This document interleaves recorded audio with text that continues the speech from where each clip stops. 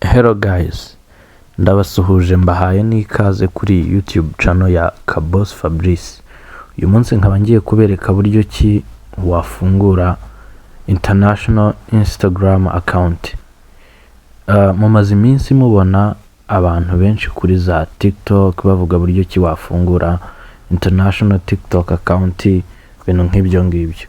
Ubu rero uyu munsi ngiye kukwereka buryo ki wafungura Instagram iri international, ubundi nawe ukajya ubona tools nyinshi z'abantu bari mu bihugu biri monetize. Reka tutiriwe duta umwanya, reka dutangire. Mbere na mbere rero turabanza dushyireho icyo bita VPN. VPN rero abantu benshi bakunda kuyimis understanding bakayumva mu buryo butandukanye, ukayumva ko ari nka application ibaha mega z'ubuntu cyangwa internet y'ubuntu, ariko mu by'ukuri icyo yo iba yaragenewe ni ukuguhindurira ama IP address, ikaguhindurira location yawe, ikaguha security mbese mu gihe uri kuri murandasi. Rero nicyo kintu turi bwifashishe bwa mbere kugira ngo ibyo turi bukore byose tubigereho. Njyewe rero ngiye gukoresha iyi ngiyi yitwa Sky VPN.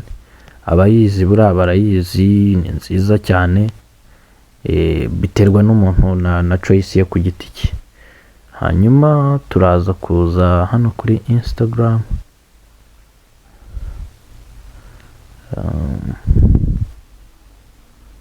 Okay, tuze hano tumere nk'abagiye gufungura indi account. Add Instagram account, create new, ko tugiye gufungura inshyashya. Noneho turayita nguki, katupfe kuyiha it's okay, no already exist. Katihe I am Boss.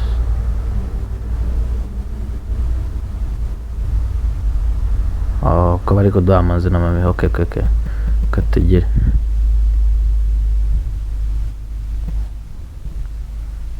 Boss Fabrice.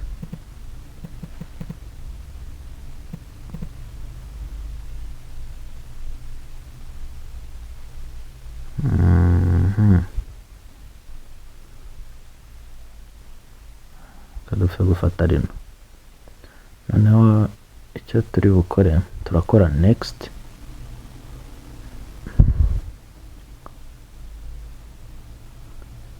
Noneho baradusaba password. Suggest a strong password. Okay, kadushyireho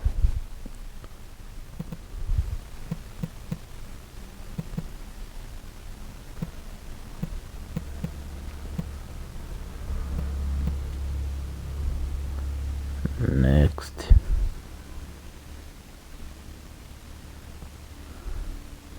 Twebwe rero hano turakoresha email. Mu mwanya wo gukoresha zino email zisanzwe, turaza hano, uraza udownloading kano ka application kitwa temporary mail. Iyi ni application igufasha gufungura email ako kanya utiriwe ujya gushyiraho amakuru yawe bwite. Urabona nk'aha ngaha baduhaye ino email, icyo turi bukore turayikopiya, niturangiza tuze tuyishyiremo hano, and then dukore next.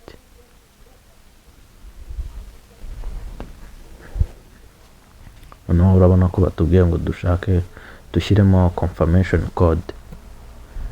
Rero kuri confirmation code turaza hano muri inbox. Urabona ko hahise hazaho DM nk'intuza nyine message.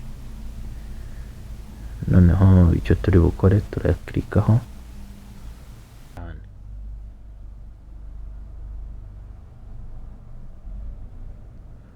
tuze dushyiramo ya confirmation code, dukore next. urabona ko irimo iraregisteringa, irimo irandikisha account yacu.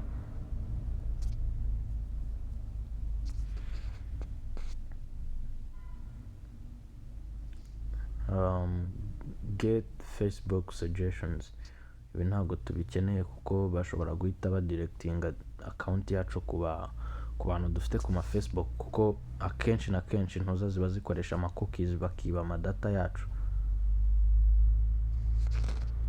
Skip. Next you can allow access to your contacts, ntabwo tubishaka bino, don't allow. Skip.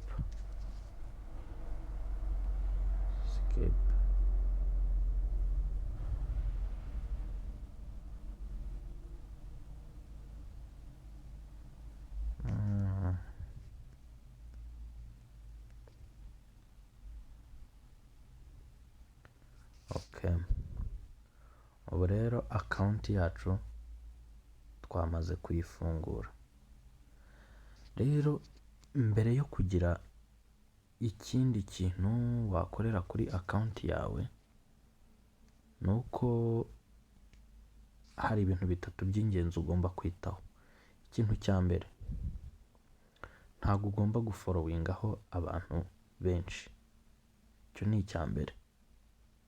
Icya kabiri, ntabwo ugomba kwandikira abantu benshi, kuko iyo wandikiye abantu benshi account yawe ikiri nshyashya, icyo gihe Instagram yihita yibaninga ako kanya direct, kuko bayifata nkaho uri umwescoro urimo urakreya ama account menshi kugira ngo uscaminga abantu.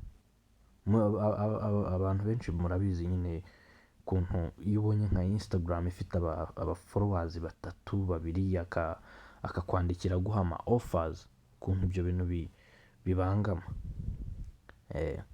Icya gatatu ari nacyo gikomeye cya nyuma, nuko iyi account uba ugomba kuyireka uko iri gutya, ukazagira ikintu uyikoresha nyuma y'iminsi 3 kugeza kuri 7.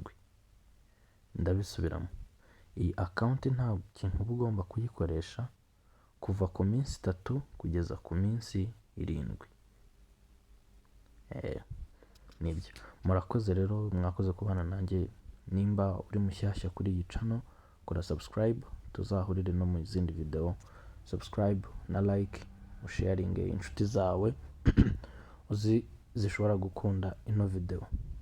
Murakoze, naho butaha.